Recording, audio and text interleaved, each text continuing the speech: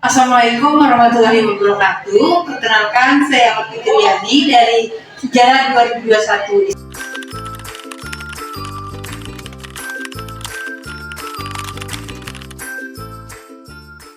Baik, Assalamualaikum warahmatullahi wabarakatuh. Waalaikumsalam warahmatullahi wabarakatuh. Selamat siang, anak. Siap, Bu.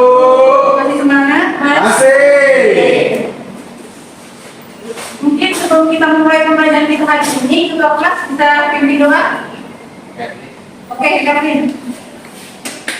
Sebelum memulai pembelajaran pada hari ini, mari kita berdoa menurut agama dan keyakinan masing-masing. Berdoa mulai. Berdoa selesai. Oke, jadi hari ini kita akan membahas mengenai asal-usul nenek moyang bangsa Indonesia. Ada yang baru? Bangsa nenek moyang bangsa Indonesia dari mana aja? Kalau itu Ibu. Oke, yang lain? Melayu Mongol. Pernah yang kami agak kurang tepat. Oke, jadi tujuan pembelajaran kita hari ini, Ibu harap setelah kita mempelajari pembelajaran kita hari ini, kalian dapat menganalisis migrasi dan juga teori-teori persebaran manusia purba itu sendiri. Adapun materi kita hari ini ada 3 materi. Yang pertama asal-usul nenek moyang, lalu yang kedua itu proses migrasinya, dan yang ketiga gelombang kedatangannya sendiri.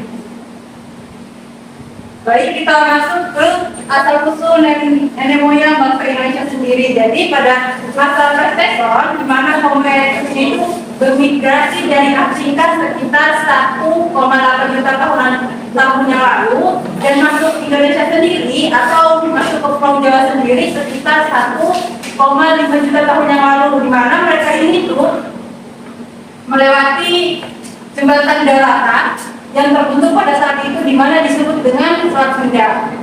Di mana Selat Sunda ini sendiri menghubungkan antara Pulau Sumatera, Kalimantan, Jawa menjadi satu daratan dengan Asia Tenggara sebelum terjadinya pemanasan global. Baik, kita masuk ke proses migrasi sendiri. Proses migrasi sendiri ada 2. Yang pertama itu migrasi yang berjalan lambat dan berangsur dengan sendirinya. Lalu yang kedua itu sendiri migrasi yang berlangsung cepat dan mendadak. Jadi proses migrasi yang berjalan lambat dan berangsur dengan sendiri itu disebabkan manusia purba ini membutuhkan proses penyesuaian dalam lingkungan sendiri, seperti terkait dengan berburu, meramu, dan mencari tempat-tempat yang kurang sesuai dengan keadaan mereka pada saat itu. Jadi yang kedua sendiri proses migrasi yang berlangsung cepat dan secara mendadak. Nah, jadi proses migrasi ini sendiri dilakukan secara tidak langsung yang disebabkan adanya bencana alam, lalu wabah penyakit dan perubahan mata pencaharian dan peperangan, sehingga mengharuskan manusia purba pada saat itu melakukan migrasi ke tempat yang memang tidak terkena wabah tersebut. Paham anak-anak? Oke, jadi kita masuk ke kedatangan nenek moyang Indonesia sendiri itu terbagi menjadi 2 gelombang, sedangkan sukunya atau rasnya sendiri itu ada 3. Yang pertama itu Melanesoid, lalu yang kedua itu Proto Melayu atau Melayu tua, dan yang terakhir itu Deokro Melayu. Jadi sebelum Ibu masuk ke materi kita hari ini, Ibu akan bagi kalian menjadi 4 kelompok. Mungkin berhitung bisa? Bisa itu. Oke, berhitung dari Dila. 1, 2, 3. 1, 2, 3. 2. Oke, mungkin bisa duduk sesuai kelompok masing-masing ya. 1. Oke, kelompok 1, kelompok 2, kelompok 3, kelompok 4. Dia ketiga. Ini satu ini orang aja.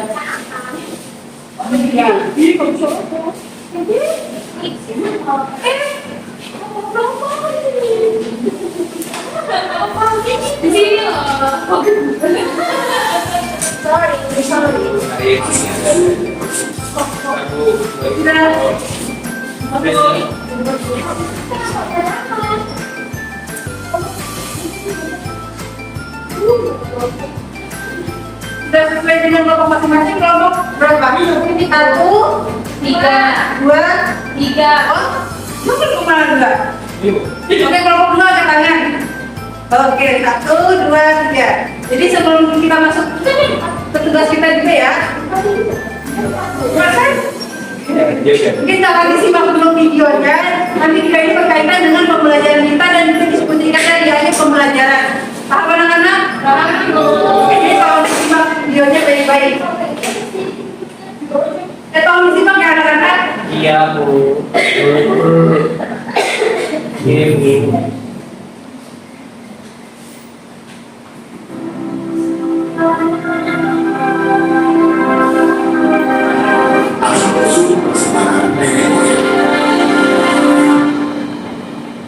Coy, dia kan tolong disimak ya.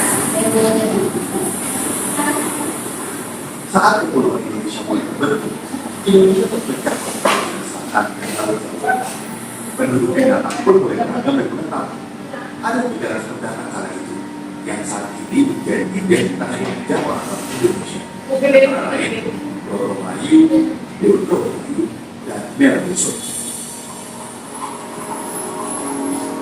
Pertama, Roro Melayu datang dari Bali. Ketika menyakiti pulau Indonesia, ras ini berdesak dan beroperasi. Dan pada waktu itu, kehidupan mereka dalam hutan menjadikan mereka terisolasi dari dunia, sehingga tidak ada keterangan mereka. Menurut asli dan ras Roro Melayu itu berbentuk dan berburuk. Mereka itu kemudian menjadi suku bangsa Batak, Dayak, Toraja, Alas, dan Gayo. Kedua, ras Roro Melayu yang datang dari Indochina bagian utara. Peradaban mereka lebih tinggi dari ras Roro Melayu, dan peradaban mereka ditandai dengan keahlian mengerjakan logam dan psikologi. Pada akhirnya, Proto dan Roro Melayu membaur dan selanjutnya menjadi penduduk di Kepulauan Indonesia. Pada masa selanjutnya, kedua ras ini sulit untuk dibedakan. Pada umumnya, ras Roro Melayu meliputi penduduk di Gayo dan Atlas di Sumatera bagian utara, serta terakhir di Sulawesi.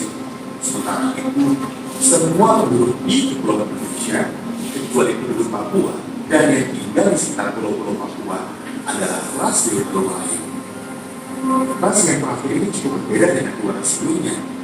Ras Melanesoid di Kepulauan Indonesia datang pada tahun 70.000 sebelum Masehi. Bangsa Melanesoid melakukan perpindahan ke timur hingga Papua, selanjutnya ke benua Australia. Yang kita tahu, saat itu benua Australia terhubung dengan Papua. Bangsa Melanesoid saat itu mencapai 100.000 jiwa, meliputi wilayah Papua dan Australia. Peradaban bangsa Melanesoid dikenal dengan Paleolitikum. Bangsa Proto Melanesoid terus didesak oleh bangsa Melayu. Mereka yang berlayar tapi belum sempat mencapai Pulau Papua melakukan percampuran dengan bangsa baru. Nah, percampuran bangsa Melayu dengan Melanesoid menghasilkan keturunan Melanesoid Melayu yang saat ini mereka merupakan penduduk Nusa Tenggara Timur dan Aceh. Sebenarnya masih ada 1 ras lagi yang masih di negara kita, tapi tidak memiliki keturunan besar, yaitu ras Dayak dan sebelum kedatangan kelompok-kelompok Melayu tua dan muda, negara kita sudah terlebih dahulu dimasukkan oleh orang-orang Negrito dan Rubio. Sebutan Negrito diberikan oleh orang-orang Spanyol karena yang mereka jumpai itu berkulit hitam, mirip dengan jenis-jenis Negro.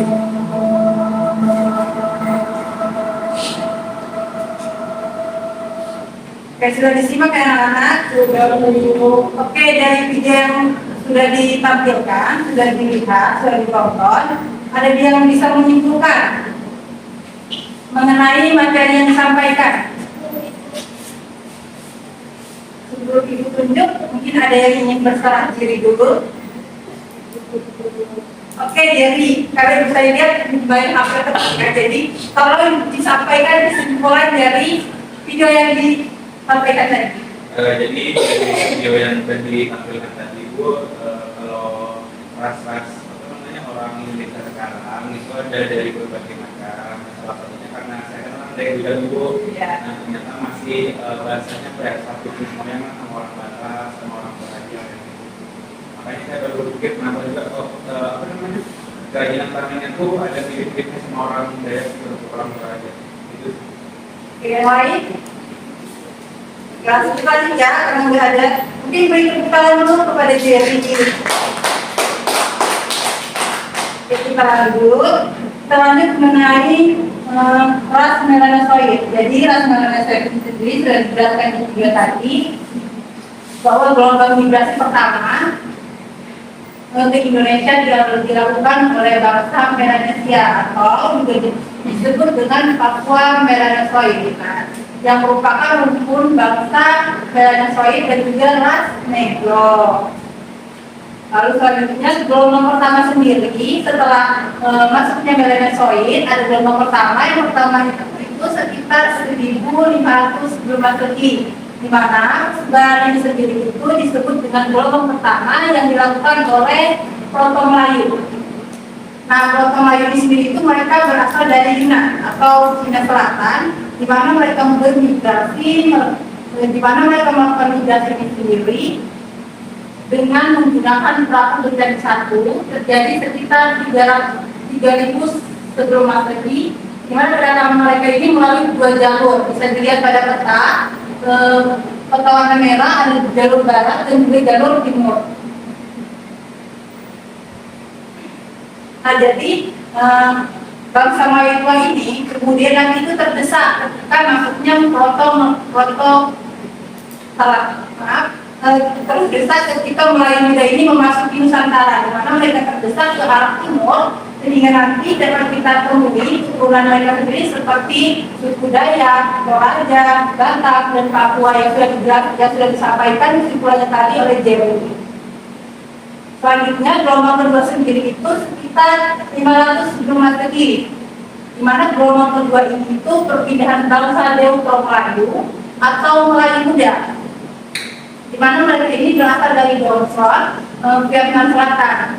Di mana pada masa itu Indonesia ini masuk pada masa penjajahan, sehingga mereka bermigrasi melakukan di mana mereka ini bermigrasi dilakukan oleh suku Deutero Melayu dengan menggunakan perahu berjadi satu. Adapun jalur mereka sendiri ada satu, jalur barat. Bisa dilihat teman-teman anak-anak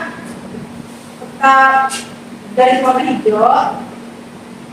Nah, jadi mereka ini sendiri itu melalui jalur barat tadi itu dari Semenanjung Melayu menuju Sumatera dan juga negeri menyebar ke seluruh Indonesia. Karena keturunan mereka sendiri pasti dapat kita jumpai saat ini seperti suku Jawa, Bugis, Minang, dan orang-orang Melayu, dan banyak mendiami wilayah Sumatera bagian timur. Oke, jadi kita masuk ke diskusi kelompok kita ya. Jadi anak-anak mencari materi yang sudah ditentukan, seperti kelompok 1 membahas teori Nusantara, lalu kelompok 2 membahas teori of Taiwan, lalu kelompok 3 membahas teori kelompok 2 membahas teori of Afrika, lalu yang ketiga kelompok 3 sendiri membahas teori of Taiwan, lalu yang keempat membahas teori Yunan. Kita juga sudah mencari mengenai apa sih teori Yunan itu dijelaskan, lalu di akhir penjelasan anak-anak melakukan diskusi teori mana sih yang sangat mendukung penyebaran bangsa Indonesia sendiri, yang sangat mendukung masuknya dari moyang Indonesia sendiri. Ngerti nggak anak-anak? Ngerti, Bu. Oke, mungkin ada yang mau tanya sebelum Ibu kasih lembar jawaban. Tidak ada? Oke, Ibu ngomong ya. Oke, mungkin Ibu kasih waktu 5 menit. Nanti malah di akhir kita diskusi. Paham? Oke. Kelompok 1, kelompok 2. Ya, paham. Kelompok 3. Kelompok 4. Bukan waktu 5 menit ya anak-anak. Jika ada yang kurang jelas bisa dipertanyakan.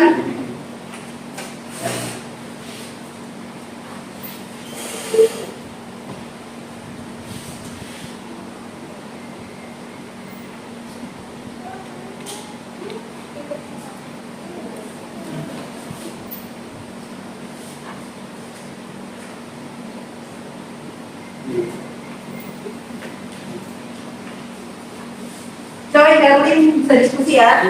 Kerjasamanya. Intan juga. Jerry, depannya dibantu.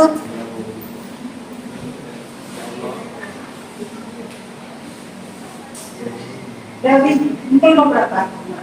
Oke, kalau kedua kan teori untuk Taiwan bulatkan, Taiwan yang angkat. Jelaskan ya. Habis itu dari tempat teori ini, dari mana yang kalian dukung? Jelaskan apa kalian mendukung teori itu? Bukan, kan sudah dijelaskan tadi. Saya kan mengenai teori iya. Nah, setelah saya dijelaskan, kita diskusikan kembali dan tempat teori ini dari mana sih yang menurutkan itu? Bukan mengenai teori ya, akhirnya. Ya.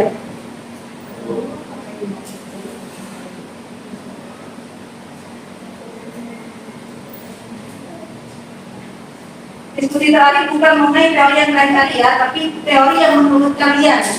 Dari diskusi kalian, dari mana sih yang berkaitan dengan penyebaran NMI itu sendiri? Yang menurut kalian, oh ini paling benar. Paham? Oke.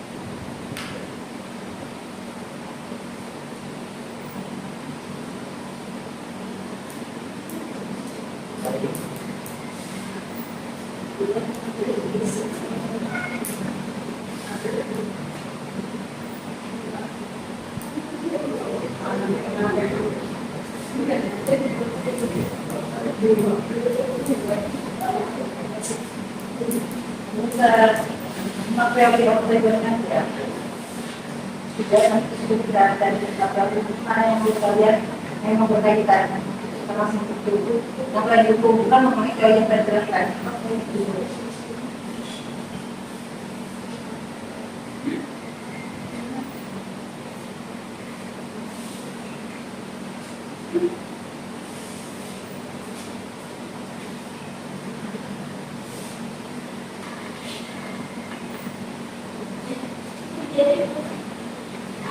Kenapa jadi?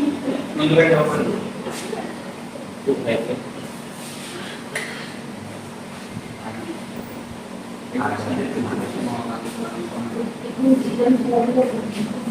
Tidak sudah selesai? Oke. Kevin? Sudah.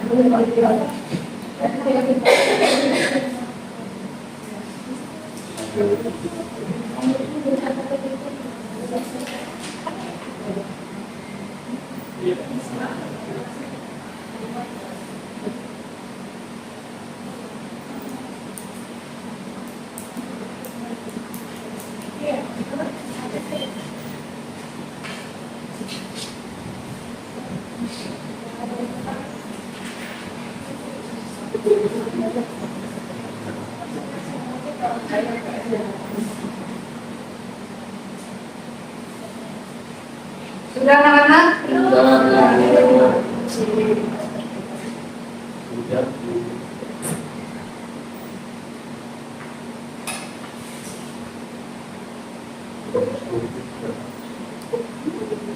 Sudah?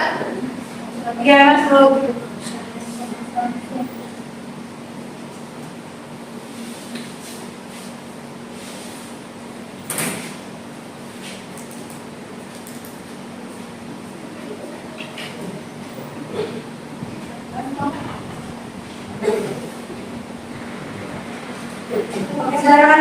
Sudah Bu. Sudah Bu. Sudah? Oke, kita diskusikan. Kita hasil diskusinya ya. Mungkin dari kelompok satu. Kalau dari kelompok satu itu tentang teori Nusantara, jadi menurut teori ini kalau bangsa Melayu atau Austronesia itu berasal dari kepulauan Nusantara itu sendiri Bu. Lalu peninggalan dan segala macamnya. Jadi memang penyebaran nenek moyang itu sudah ada memang dari Nusantara tanpa migrasi dari manapun gitu. Lalu kalau menurut kelompok kami yang paling kuat itu teori out of Taiwan. Jadi berasal dari Taiwan yang kemudian bangsa Austronesia-nya itu bermigrasi ke Filipina lalu masuk ke Indonesia dan dilihat dari bagaimana wajah-wajah orang Indonesia itu yang lebih mirip dengan orang Taiwan dan Filipina dan Jadi alasan yang membutuh yang itu karena kalau Afrika dan China menurut kami kurang gitu. Oke, mungkin beri tepuk tangan dulu kepada nomor satu. Kelompok dua. Bisa dibacakan hasil diskusinya? Oke, jadi Jadi kelompok 2 itu adalah teori out of Afrika yang menjelaskan bahwa manusia modern pertama kali muncul di Afrika sekitar 200.000 hingga 400.000 tahun yang lalu. Ya. Nah dari kelompok 2 sendiri tidak mendukung teori itu dan kami malah mendukung dari teorinya kelompok 1, teori Nusantara. oke, kenapa mendukung teori Nusantara? Karena teori Nusantara itu kan menyatakan bahwa asal usul rumah nenek moyang kita kan berasal dari tempatnya kita sendiri di Nusantara. Dan kalau misalkan teringat lagu itu ada kayak lagu nenek moyang seorang pelaut, nah, kemungkinan orang berdiri di Nusantara itu juga dulunya lagu, tapi mungkin setelah budaya keluar kemudian masuk ke suatu daerah yang menikah dengan orang yang didatangi, kemudian akhirnya kembali lagi ke Indonesia. Mungkin begitu. Oke, mungkin beri tepuk tangan kepada kelompok dua. Oke, kelompok ketiga. Bisa dibacakan hasil diskusinya? Teori of Taiwan, yaitu adalah teori yang menyatakan bahwa nenek moyang bangsa Indonesia itu berasal dari Taiwan yang menyebar melalui migrasi menuju bangsa Austronesia. Dan menurut kami yang paling kuat itu teori Nusantara sama seperti kelompok dua, karena teori ini menyatakan bahwa nenek moyang bangsa Indonesia itu berasal dari Asia Tenggara sendiri, tempat di mana wilayah yang sekarang itu sudah diduduki oleh bangsa Indonesia. Oke, mungkin beri tepuk tangan kelompok tiga. Oke, mungkin kelompok terakhir ya, kelompok terakhir. Hasil diskusinya. Teori Yunani itu bahwa nenek moyang berasal dari selatan dengan adanya pemilikan bahasa Java, Vietnam, dan Kamboja. Menurut kami yang paling kuat itu adalah teori out of Taiwan karena mereka memiliki rumpun yang sama dan juga dari perawakan manusia yang sama dengan orang Filipina, orang Indonesia dan lain sebagainya. Kalau dengan teori Yunan ini kami tidak setuju karena teori Yunan ini menurut kami hanya sebatas di Thailand, Vietnam, dan Kamboja saja.